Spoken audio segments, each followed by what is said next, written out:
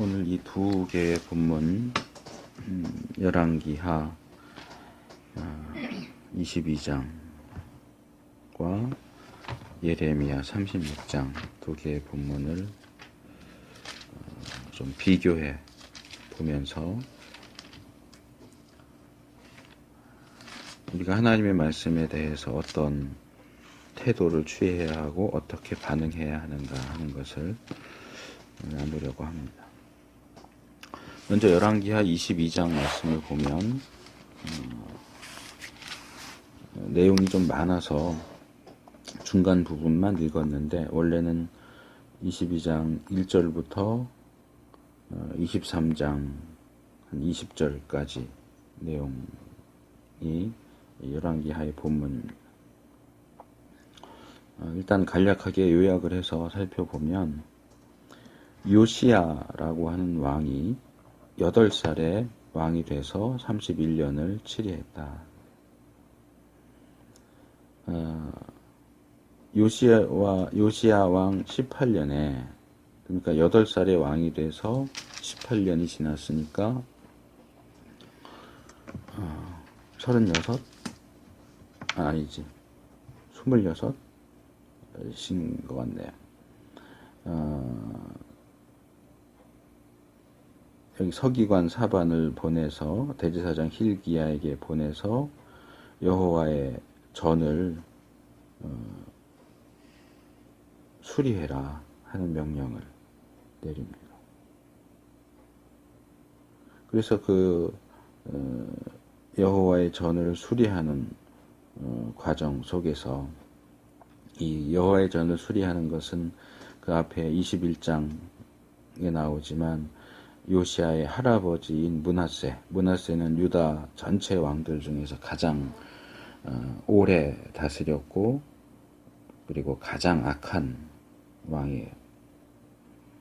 그리고 그의 아들인 아몬, 요시야의 아버지인 아몬, 이 두 사람 다 악한 왕이어서 이 성전의 우상 숭배와 관련된 것들을 많이 가져다 놓고 했기 때문에 그것과 관련해서 성전을 다시 깨끗하게 하려고 하는 일을 이 요시야가 합니다.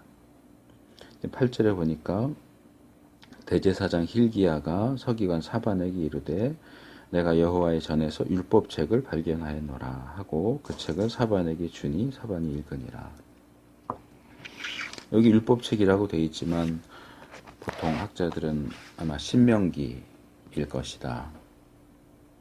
그동안 악한 왕이 다스리면서 참 믿음을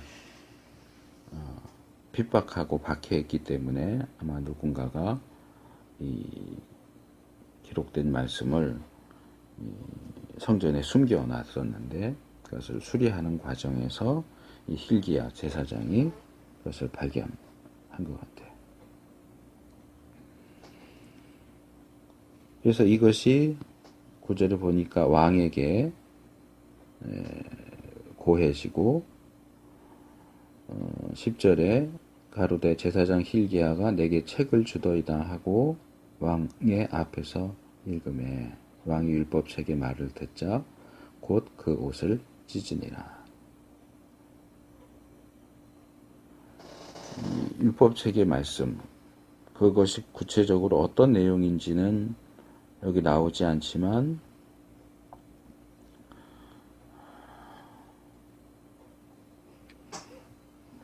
13절에 보면 너희가 이 발견한 책의 말씀에 대하여 여호와께 물으라. 우리 열조가 이 책의 말씀을 듣지 아니하며 이 책에 우리를 위하여 기록된 모든 것을 준행치 아니하였으므로 여호와께서 우리에게 발하신 진노가 크도다. 이렇게 이야기를 하죠. 그러니까 우리가 쉽게 떠올릴 수 있는 것은 신명기 26장인가요? 28장인 것 같은데 거기에 복과 저주에 대한 내용이 나오죠. 그러니까 우리가 순종하지 않아서 하나님이 우리에게 진노하셨다.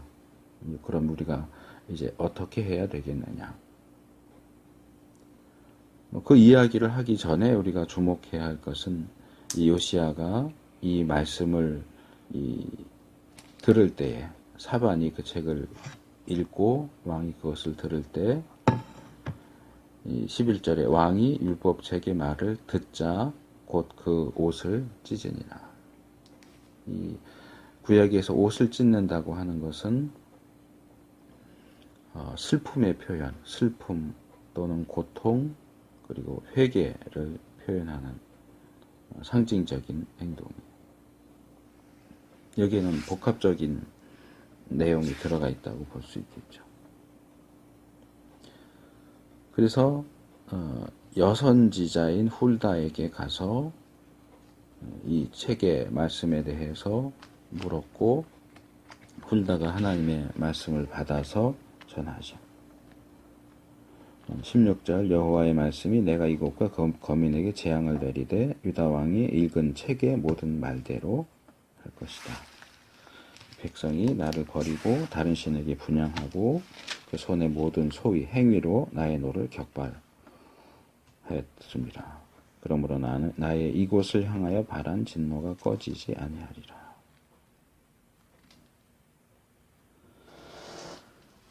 이게 이 말씀을 하나님께서 그 기록된 그대로 행하겠다고 하는 어떤 확정적인 선언이고 또 18절에서 20절은 이제 사람을 보내서 여호와께 묻게 한 유다 왕 요시야에 대한 하나님의 말씀이에요.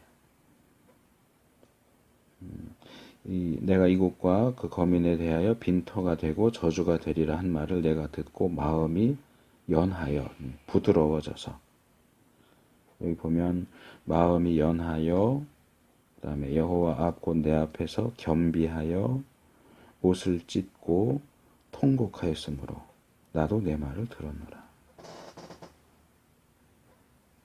11절에서는 그냥 옷을 찢었다라고만 되어 있지만 요시야가 왜 옷을 찢었는지에 대한 내용이 더 구체적으로 나오죠. 그 말씀을 들었을 때 마음이 부드러워졌다. 이 마음이 부드러워졌다라고 하는 것은 마음이 굳어졌다 하는 것과 반대되는 표현이죠. 분명히 이것이 진노와 저주에 대한 말씀인데 그 말씀을 들을 때 요시야의 마음은 부드러워졌어요. 그리고 겸손해졌고 그래서 옷을 찢고 통곡했다. 그래서 여기 재미있는 표현이 이 19절에 보면 뭐뭐가 저주가 되리라 한 말을 내가 듣고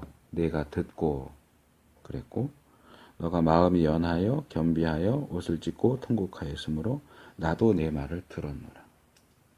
너가 내 말을 들었기 때문에 나도 내 말을 들었겠다. 여기 중요한 원리가 나와요.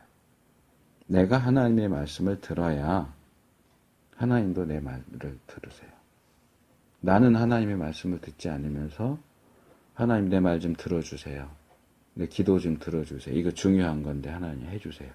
하나님 안 들으세요. 너가 먼저 내 말을 좀 들어요. 마음이 연하여지고 겸비해서 옷을 찢고 통곡하는 그런 모습을 좀 보여봐라. 그러면 나도 너 말을 듣겠다. 그래서 이 저주와 진노가 유다에게 내려지기 전에 너는 먼저 죽는다. 그래서 이 유다 나라가 하나님의 저주와 진노의 대상이 되는 그 광경을 내 눈으로 보지 않게 해줄 것이다. 이 요시야에게 주신 하나님의 어떤 은혜고 혜택이라고 말할 수 있어요. 23장으로 넘어가면 여기서 다 읽지는 않겠지만 백성들을 모아서 이 말씀을 백성들도 들을 수 있도록 읽어주고 하나님 앞에서 다시 언약을 세우고 그리고 유다 땅에 가득한 우상들을 다 없애요. 그래서 여호와 하나님에 대한 신앙을 회복하는, 이제 보통은 이 요시야의 종교개혁 이렇게 부르는데 그런 일들을 행합니다. 그 다음에 우리가 살펴볼 내용은 예레미야 36장인데 여기도 역시 이 36장 전체를 봐야 되는데 이거 일부분만 읽었어요. 여기 36장 1절을 보면 유다 왕 요시야의 아들 여호야김 4년에 라는 표현이 나와요. 여기 보면 이 여호야김이라는 왕, 우리가 열왕기하 22장에서 본 것은 요시야라는 왕이고 예레미야 36장에서 보는 것은 여호야김이라는 왕인데 이 두 사람이 어떤 관계냐? 요시야가 아버지고 여호야김이 아들이에요.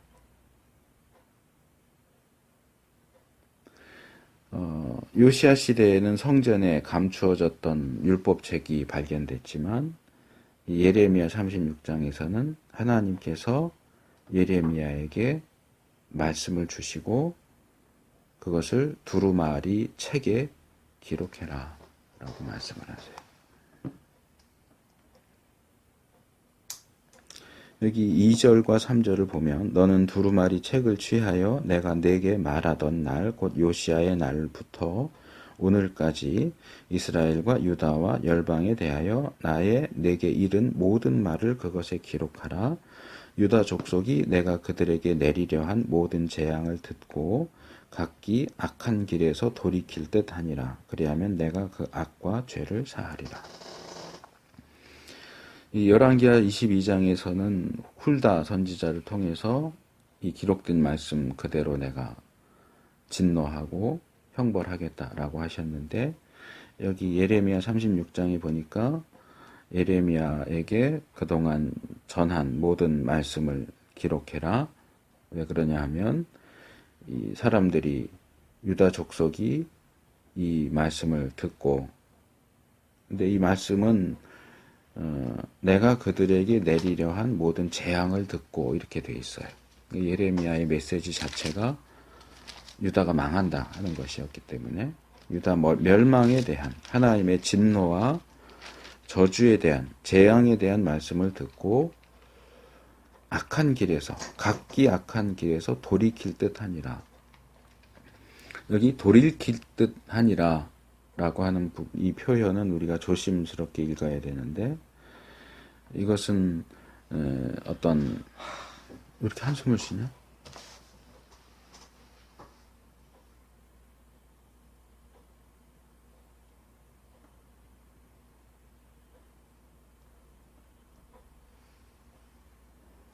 이렇게 될 것 같다라고 하는 예상이 아니고 돌이킬 것 같으니까 해라 하는 게 아니고 하나님의 소원을 표현하는 거예요.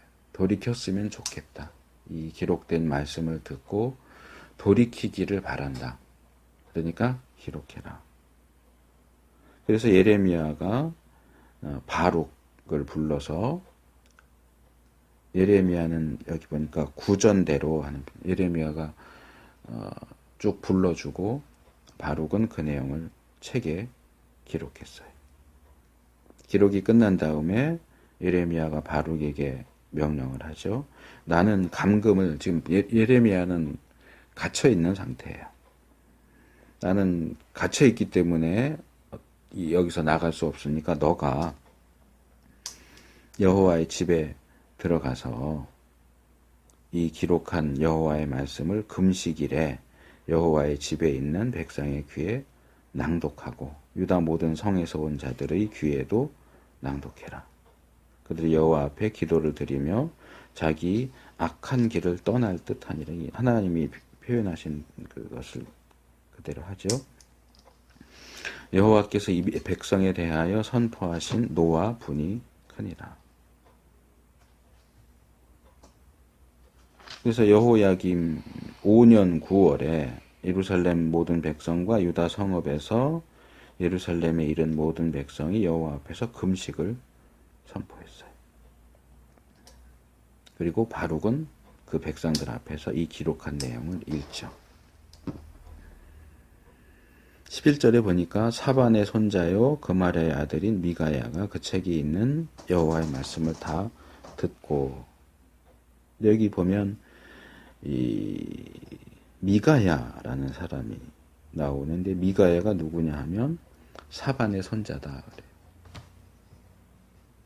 근데 사반이 누구냐? 우리가 열왕기하 22장에서 이미 봤어요. 22장 3절에 요시야 왕 18년에 왕이 무슬람의 손자 아살리아의 아들 서기관 사반을 여호와의 전에 보내요. 그래서 사반이 대제사장 hil기야를 찾아갔고, 대제사장 hil기야가 내가 율법책을 발견했다 하면서 사반에게 주고, 사반이 그 책을 읽고 왕에게 와서 hil기야가 책을 발견했습니다 하고 요시야 왕에게 그 책의 내용을 읽어준 사람이 사반이에요. 근데 그 사반의 손자가 여기 나와요. 손자가 바룩이 읽어주는 그 내용을 다 듣고 왕궁으로 가서 서기관의 방에 들어갔다. 거기 서기관 엘리사마와 하면서 여러 그 방백들이 앉아 있고, 그래서 그 들은 내용을 그들에게 전해요. 그래서 방백들이 바룩에게 그 읽은 두루마리를 가져와라 해서 그것을 다시 읽게 하고 듣죠. 그들이 바룩에게 이르되 앉아서 이를 우리 귀에 낭독하라. 바룩이 그들의 귀에 낭독하매 그들이 그 모든 말씀을 듣고 놀라 서로 보며 바룩에게 이르되 우리가 이 모든 말을 왕에게 고하리라.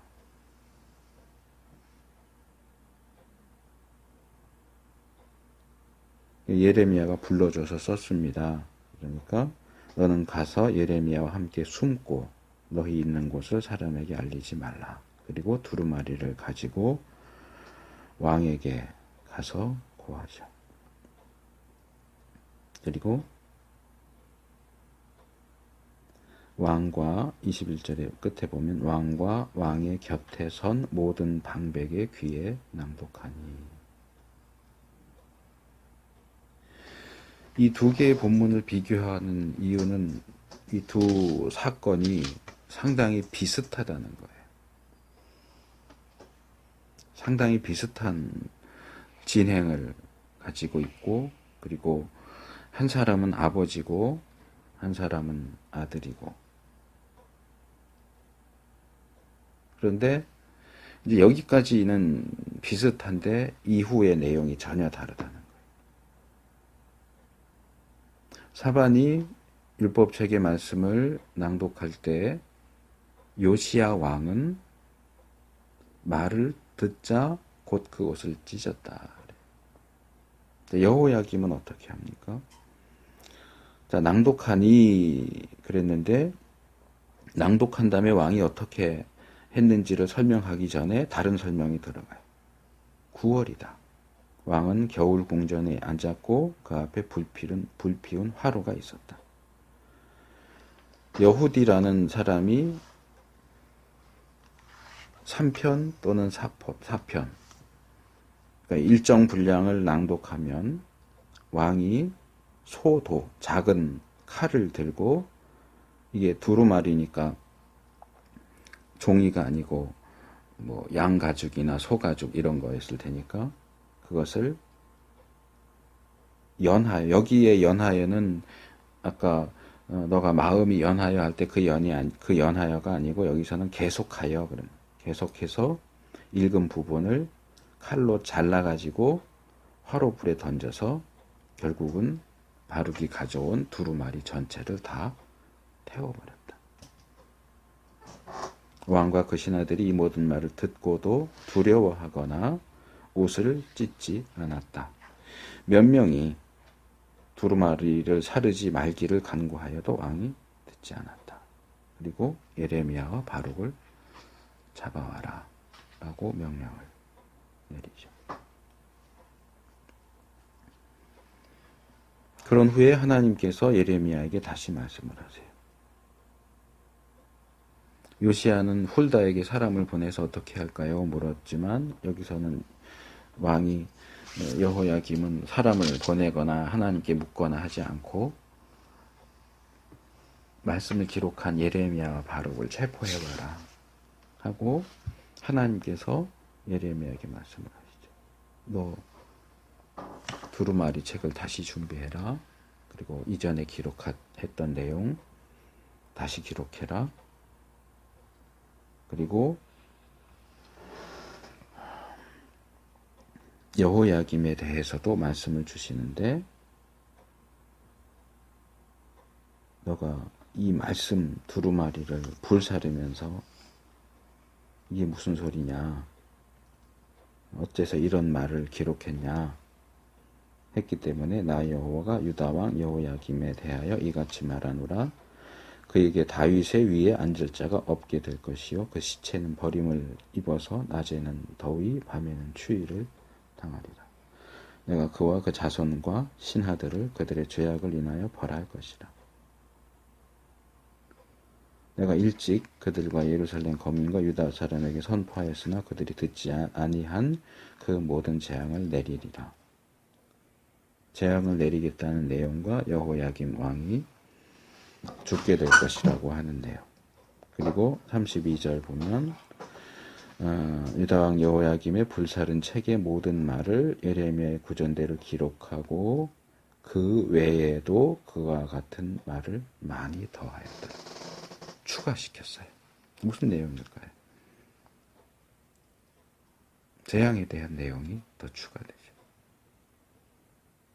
여기서 우리는 요시야와 아버지 요시야와 아들 여호야김 사이에 아주 극적인 대조, 반전 그런 것들을 발견을 하게 됩니다.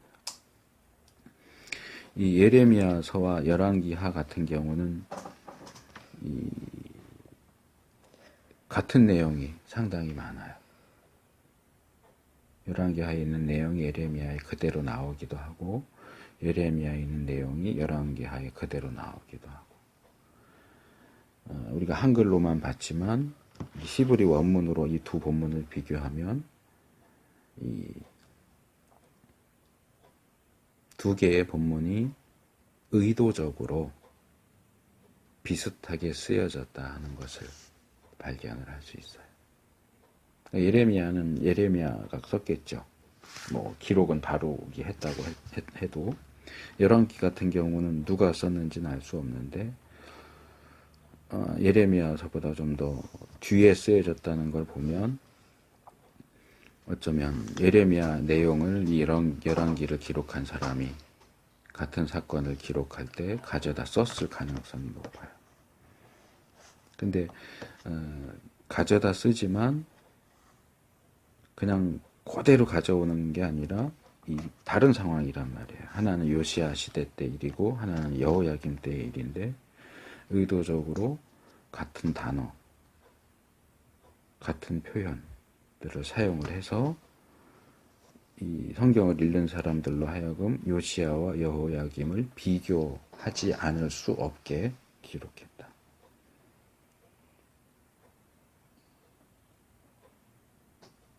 아버지인 요시야는 기록된 말씀을 듣고 마음이 부드러워져서 겸손한 태도를 취하고 옷을 찢고 통곡하고 회개하고 그 말씀에 순종했는데 아들인 여호야김은 말씀을 들을 때 마음이 부드러워지기는커녕 오히려 굳어지고 겸손해지기는커녕 교만해지고 옷을 찢는 대신 말씀이 기록된 두루마리를 찢어서 불태워버려요.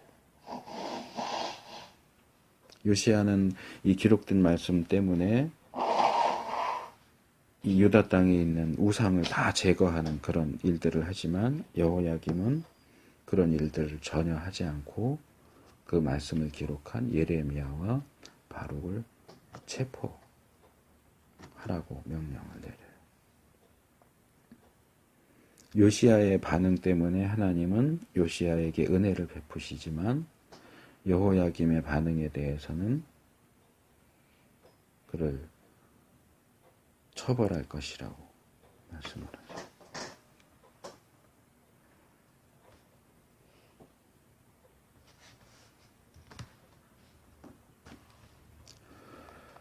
자, 말씀을 정리하겠습니다.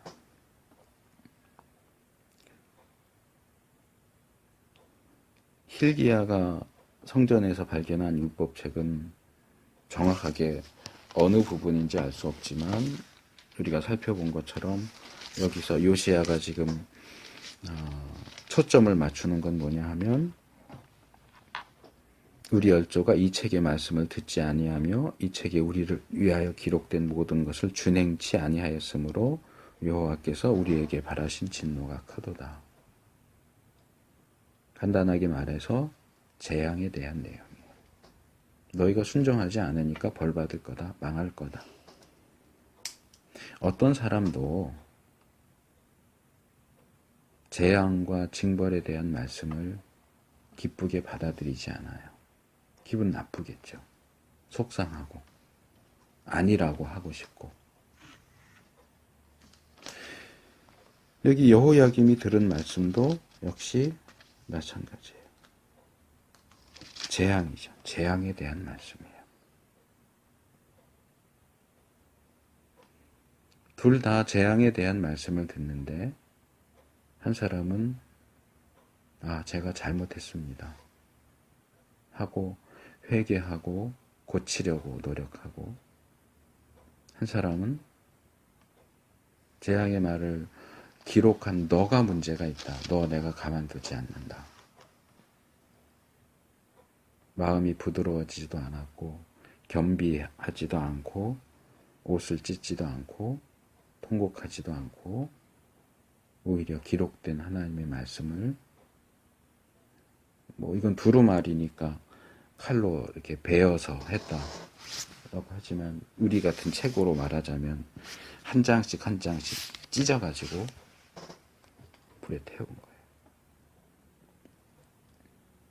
근데 이 예레미야 본문에서 이야기하는 것처럼 재앙이 기록된 말씀을 태워버린다고 재앙이 오지 않겠느냐.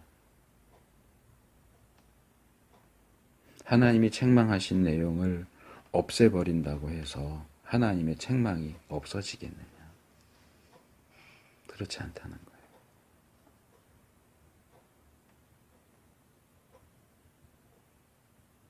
하나님이 요시야에게 너가 내 말을 들었기 때문에 나도 네 말을 듣겠다, 들었다라고 하셨다면 여호야김에 대해서는 반대로 말씀하셨겠죠. 여기는 그렇게까지 나온 그런 표현이 똑같이 나오진 않지만 너가 내 말을 안 듣고 불태워 그것을 없애려고 하냐? 그러면 나도 너를 없애겠다. 너를 죽여서 낮에 더위 밤에 추위를 당하게 할 것이다. 너뿐만 아니라 너와 너 자손과 신하들 다 벌 줄 거다.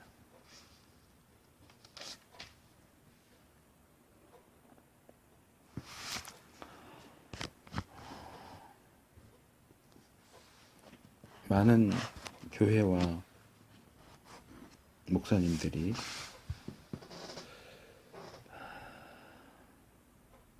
그렇게 주장하고 나는 그것이 유혹이라고 생각하는데 그런 유혹에 넘어가요.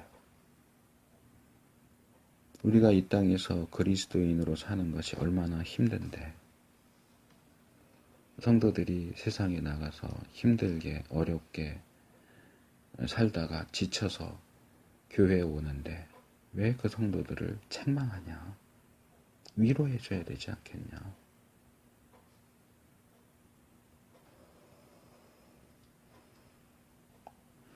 그 말이 전적으로 틀리다고 생각하진 않아요. 위로해야 하는 상황에서는 위로해야겠죠. 당연히.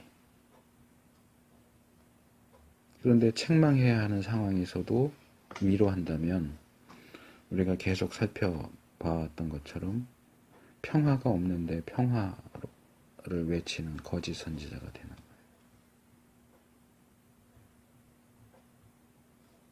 물론 힘들어요. 지쳐요. 그런데 전혀 말씀대로 살지 않아요.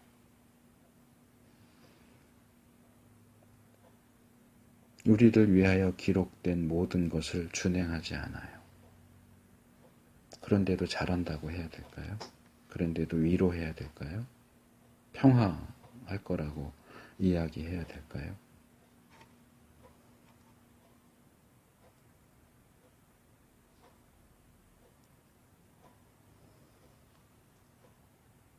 잘하면 칭찬해 주는 거고, 잘못하면 책망하는 거고, 위로가 필요하면 위로하는 거고, 책망이 필요하면 책망하는 거예요.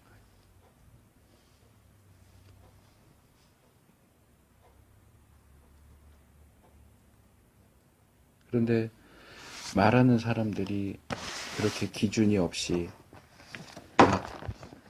그냥 위로의 말만 계속 던지는 것도 문제고,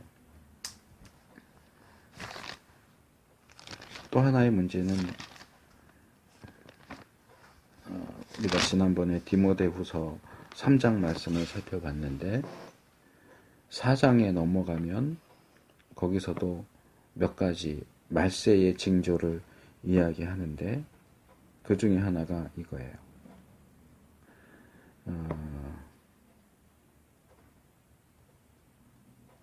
4장 1절부터 읽으면 디모데후서 4장 1절 하나님 앞과 산자와 죽은 자를 심판하실 그리스도 예수 앞에서 그의 나타나실 것과 그의 나라를 두고 엄히 명하노니 너는 말씀을 전파하라. 때를 얻든지 못 얻든지 항상 힘쓰라. 범사의 오래 참음과 가르침으로 경책하며 경계하며 권하라. 때가 이르리니 사람이 바른 교훈을 받지 아니하며 귀가 가려워서 자기의 사욕을 좇을 스승을 많이 두고 또 그 귀를 진리에서 돌이켜 허탄한 이야기를 좇으리라. 그러나 너는 모든 일에 근심하여 고난을 받으며 전도인의 일을 하며 내 직무를 다하라. 마지막 때가 되면 사람들이 바른 교훈은 듣지 않아요. 귀가 간질간질해서 자기의 사욕을 쫓아서 말하는, 잘하고 있어, 괜찮아. 말씀을 준행하지 않는데도 잘하고 있어 라고 말해줄 스승을 찾아다니고 그 귀를 진리에서 돌이켜서 허탄한, 공허한, 텅 빈 그런 이야기만 쫓아다닌다. 그래서 이 시대에 사람들의 사욕을 좇는 스승이 많은 거고, 그런 스승이 많으니까 그런 자기 귀를 즐겁게 해줄 사람들을 쫓아다니는 거예요. 그런 가운데서 한 사람이라도 교인을 유지하고 교회를 유지해야 한다라는 그런 이유로 사람들이 듣고 싶어하는 말을 전하는 지도자들이 나오는 거죠. 자, 말씀을 맺겠습니다. 두 가지의 문제가 있습니다. 하나는 말씀을 전하는 자의 문제입니다. 사실 오늘 두 개의 본문에서는 전하는 자의 문제에 대한 것은 별로 나오지 않지만 적용적인 측면에서 이 시대를 바라볼 때 그런 문제가 있다라는 것을 지적을 한 거고, 사실 본문이 초점을 맞추고 있는 건 두 번째 부분이에요. 듣는 자의 문제예요. 어떻게 들을까? 하나님의 말씀이 선포될 때 어떻게 듣는가? 어떻게 반응하는가?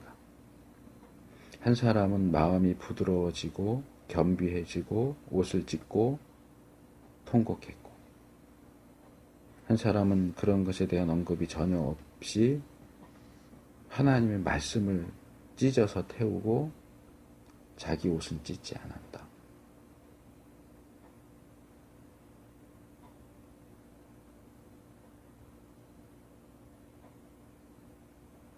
우리에게 말씀이 주어질 때 어떻게 반응하는가? 우리는 어떻게 말씀을 들어야 하는가? 어떤 태도를 취해야 하는가? 본문이 얘기하는 것은 분명합니다.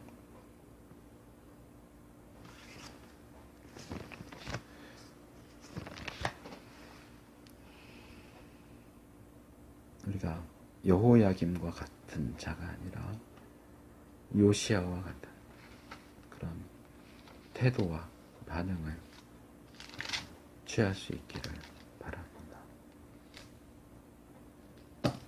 말씀 여기까지 하고 저도 좀 나눌 것 간략하게 나누고 그리고 예배를 마치도록 하겠습니다. 화장실 좀 거기서 가고.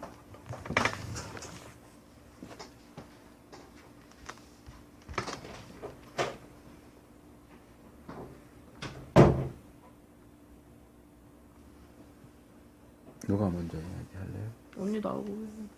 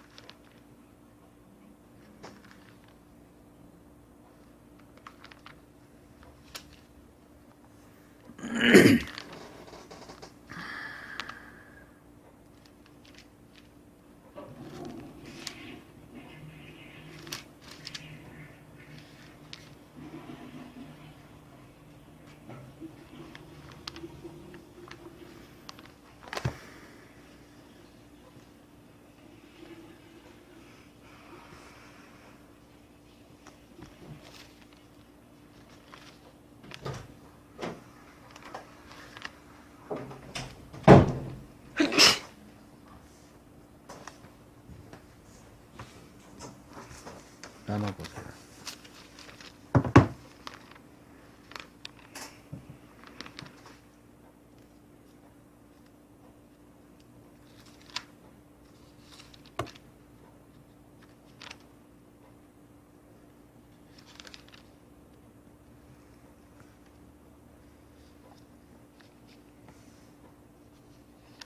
없어요? 나는 없네.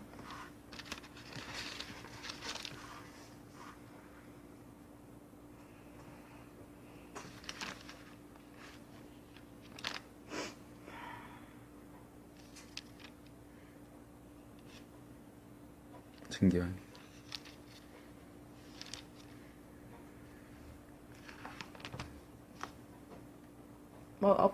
설교 마지막쯤에 원래 두 가지인데 여기서는 두 번째 거를 더 강조한다고 그렇게 얘기를 했었는데 계속 설교를 그 얘기하기 전에 설교 들으면서 그러니까 말하는 자에 대한 거에 자꾸 많은 게 생각이 들었는데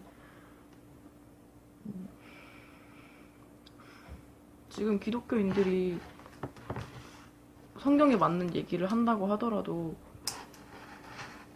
그들이 평소 행실 때문에 안 들리는 것도 사실이고, 예를 들자면 간디 같은 사람은 성경에 이치하고 다른 걸로 말하지만은 그 사람은 악행을 하지 않고 본인이 그거를 스스로 행을 했기 때문에 사람들이 지지를 많이 받았던 것처럼, 그렇다면 그걸 말하는 사람은 그 사람이 성경대로 살지 않으면서 어떤 얘기, 너는 왜 성경대로 살지 않는다고 얘기하면은 그게 듣는 사람한테는 그게 온전하게 들릴까, 그냥 그런 생각을 많이 하게 됐어.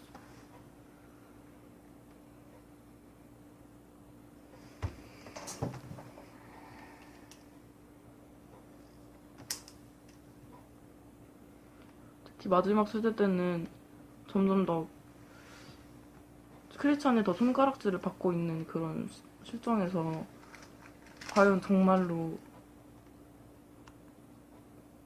정말 그냥 우리가 정말로 진리를 얘기한다고 해도 그게 귀에 들릴까? 심지어 나도 내 신앙생활에서만 비춰봤어도 내가 만났던 목사님들이나 그런 분들이 봤을 때는 그냥 성경대로 살지도 않으시고 하시는 분들이 그런 얘기 하시면은 나도 귀에 안 들리는 게 나도 그런데 더 크리스찬을 밉게 바라보는 사람들의 입장에서는 더 하겠지. 그냥 그런 생각이 들었어.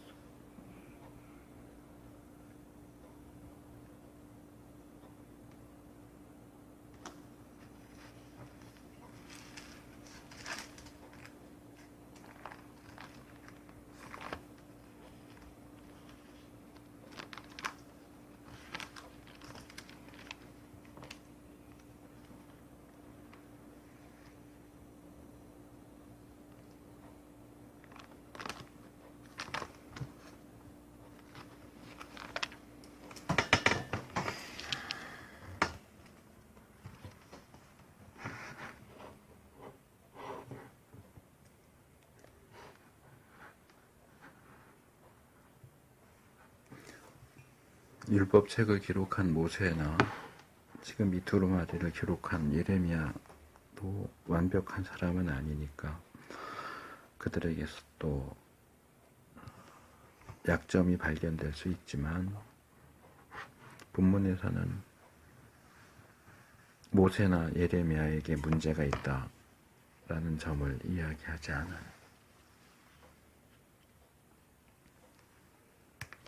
본문이 초점을 맞춰서 얘기하는 것은 하나님의 말씀이 선포되었을 때 너는 어떻게 받아들이느냐를 이야기해요. 그러면 우리가 그 말씀을 받을 때 나는 하나님의 말씀을 어떻게 받아들이고 있는가를 생각을 해야지 그런 말씀을 전하는 너는 뭔데? 라고 하면 말씀을 받아들이지 않는 게 되는 거죠. 저는 그런 생각이 들었었다고 얘기를 듣는데. 그러니까 그렇게 생각하면 안 된다는 걸 지적을 하는 거예요. 여호야김이 야 예레미야 너가 뭔데 이렇게 해라고 했.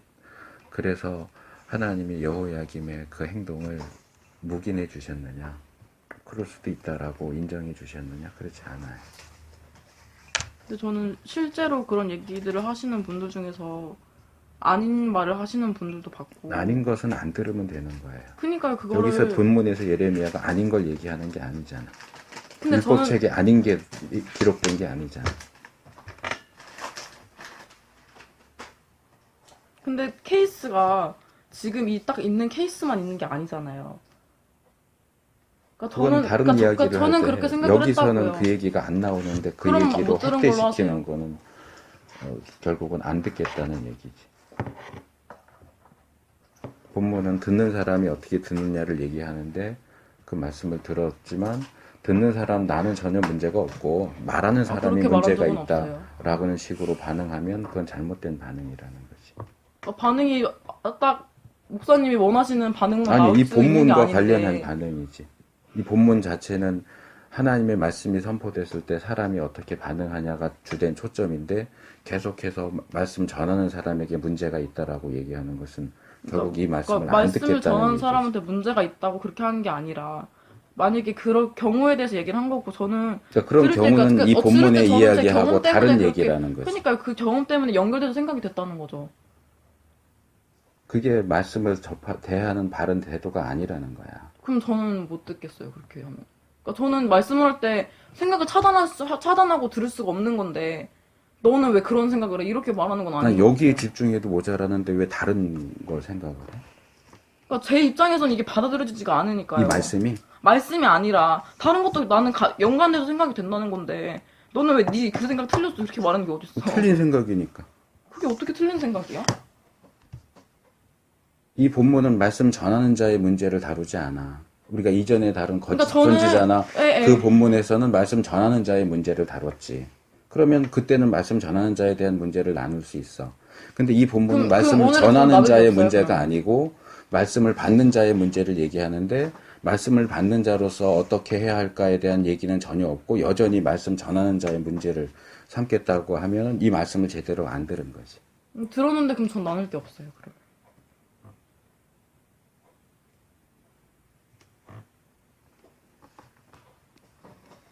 신앙.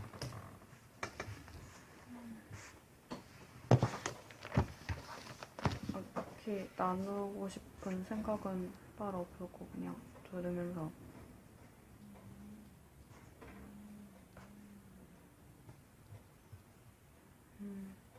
진경이의 생각처럼 들으면서 다른 그러니까 들으면서 이거에 집중을 계속 할 수는 없는 거니까 자기 생각이 나오는 것도 이해가 가는데 그래서 나는 그거랑 더불어서 조금 내 집중도나 나의 그런 생각들을 조금 그거에 집중하는 것보다는 좀 더 성경 말씀이랑 진짜 내가 생각하는 것보다는 하나님이 말씀하시려는 거에 좀 더 혼자서 있을 때도 집중 좀 해야겠다라는 생각을 설교 들으면서 그 생각을 했고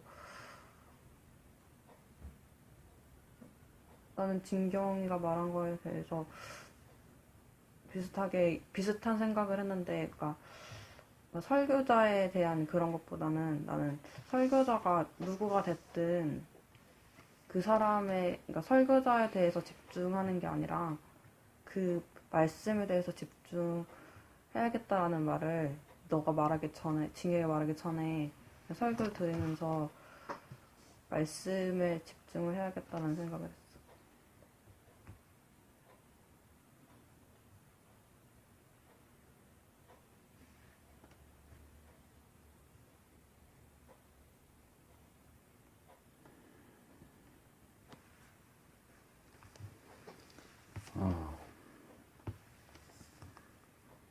마무리하면서 한 가지만 이야기하고 끝내도록 하겠습니다.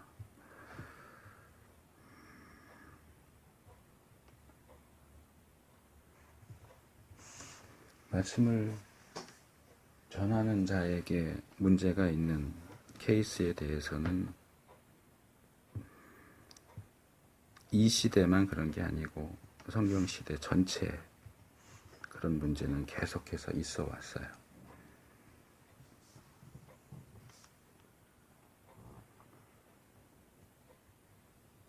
그럼에도 불구하고 하나님은 사람들을 불러서 그들을 통해서 하나님의 말씀을 전해 오셨고,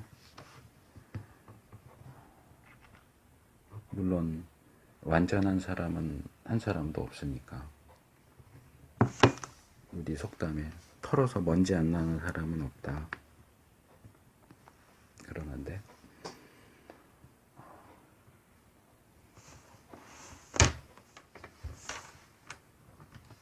흠이 없는 사람은 없어요.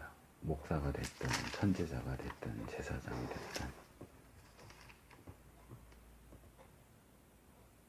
그런데도 하나님은 흠이 있는 그 사람들을 제사장으로 부르고 선지자로 부르고 왕으로 불러서 쓰셨고,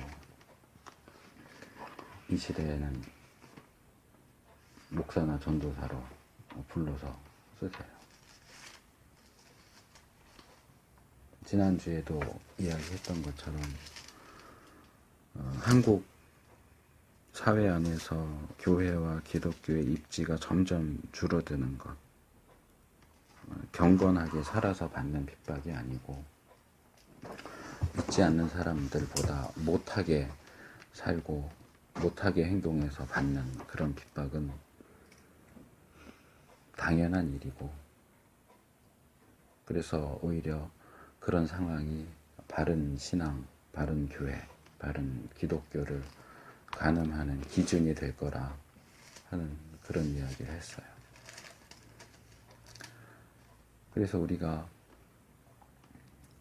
중요한 거는 말씀이니까 그 말씀을 전하는 사람이 어떤 사람이냐, 어떻게 사느냐는 무시해라 이렇게 말할 수는 없어요. 그건 중요하죠. 하나님의 말씀을 전하는 사람은 100% 완전하진 않더라도 자기가 전하는 말씀의 원리대로 살고자 노력하는 사람이어야 하고, 자기의 범죄를 합리화시키지 않고 변명하고 감추려고 하지 않고 고백하고 회개하면서, 그러면서도 계속해서 말씀 앞에 서려고 노력하는 사람이어야 하고, 그런 점에서 말씀을 전하는 사람이 어떤 사람이냐, 그리고 그가 전하는 메시지가 어떤 것이냐를 분별하는 것이 필요해요.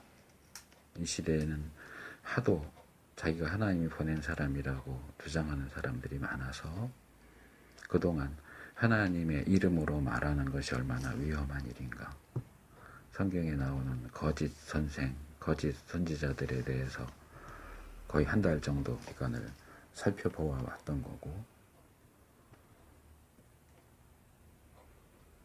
물론 한 달 동안 살펴봤다고 해서 그 문제가 다 해결될 수는 없으니까, 또 현실적인 문제들이 있으니까 그런 부분에 대해서 생각하는 것 자체가 잘못됐다고 말할 수는 없어요.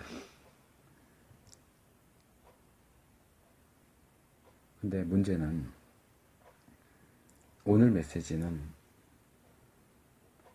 가르치는 자에 대해서 얘기하는 게 아니고 듣는 자에 대해서 이야기를 해요. 그러면 거기에 맞춰서 생각할 필요가 있다는 거예요.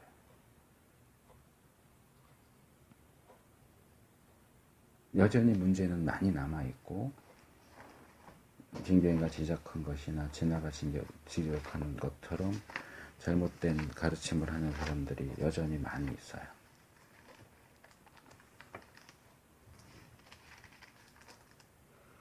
그러면 그 문제가 너무나 크고 너무나 강력해서 나는 지금 듣는 자의 태도에 대한 말씀은 안 들어온다, 나는 가르치는 자의 문제에 계속 신경이 쓰이고 집중하게 돼서 맞는 자가 어떻게 해야 되느냐는 그건 지금 내 관심 밖이다, 뭐 그렇게 얘기할 수도 있겠지만, 그게 정말 그렇게 신경 쓰여서 말씀이 선포될 때 어떻게 받아야 하는지에 대해서는 아무 생각이 없을 정도라면 밥도 못 먹고 잠도 못 자야죠. 다른 거 자기 할 거는 다 하면서 듣는 자의 태도가 어떠해야 되느냐에 대한 부분은 나는 들을 수가 없다.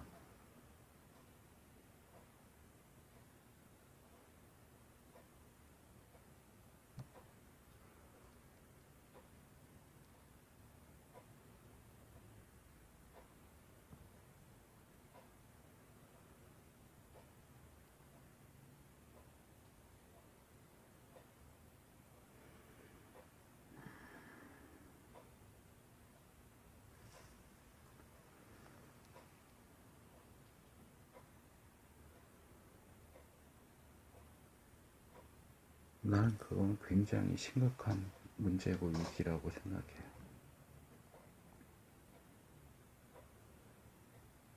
권위주의가 너무 많기 때문에 권위주의도 나쁜 거고 권위도 나쁜 거고 난 누구의 말도 듣지 않을 거다.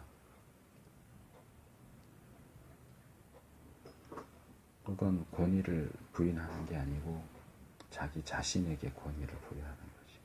나는 내 생각, 내 말 말고는 아무것도 권위로 인정할 수 없어.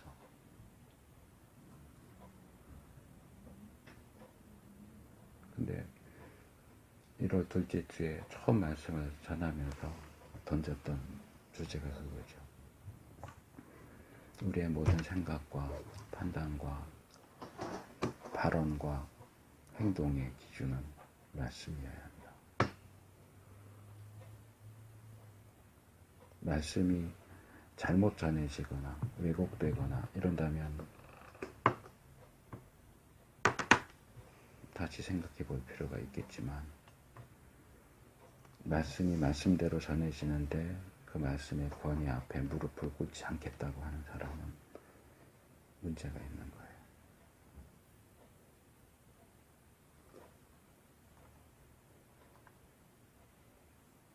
내가 하나님의 말씀을 어떻게 대하고 있는지, 내가 하나님을 어떻게 대하고 있는지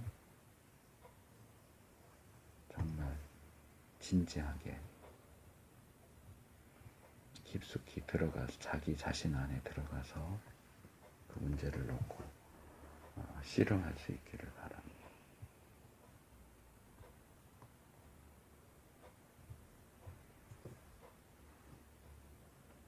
그건 누구 다른 사람을 댈 것도 없고 누가 이래서라고 말할 것도 없고 하나님과 나 사이의 문제예요.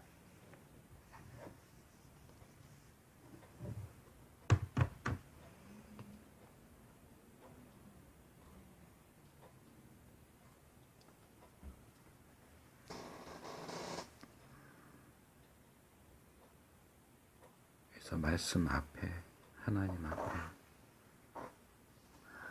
변명하지 않고 책임 전가하지 않고 하나님과 내가 1대1로 서서 하나님이 나에게 뭐라고 하시는지 나는 지금 어떤 모습으로 있는지 발견하고 깨달을 수 있게 되기를 바랍니다.